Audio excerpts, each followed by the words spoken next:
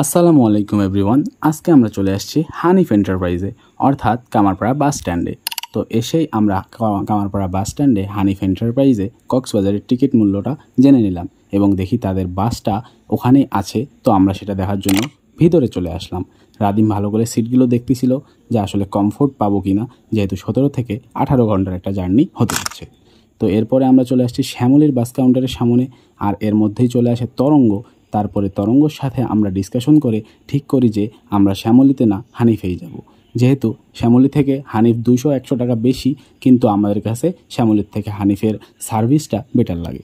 তো এই জন্য আমরা চলে আসলাম হানিফের কাউন্টারে এবং দেখি সুন্দর দেখে দুটো সিট আমরা সিলেক্ট করে নিলাম এবং তারপরেই রাদিম টাকাগুলো গোনা শুরু করে দিল, যেহেতু টাকাগুলো পেমেন্ট করতে হবে। আর এদিকে বাঁধন ভালো করে কাগজটা মানে টিকিটের যে কাগজটা সেটা দেখতেছিল যে কোনো ধরনের ভুল হয়েছে কিনা। তো অলরেডি টিকিট কাটা শেষ। তানভীর ক্রিয়েশন টিম আসছে কক্সবাজারকে এক্সপ্লোর করতে, ইনশাআল্লাহ। দোয়া করবেন যাতে সুস্থ মতো আমরা পৌঁছে কক্সবাজার ঘুরে এবং চট্টগ্রামের বিভিন্ন জায়গায় ঘুরে আবার চলে আসতে পারি। আর এদিকে শাপলা হলে কিন্তু অভিমান সিনেমা চলছে, যারা দেখবেন অবশ্যই কিন্তু চলে আসবেন। ধন্যবাদ।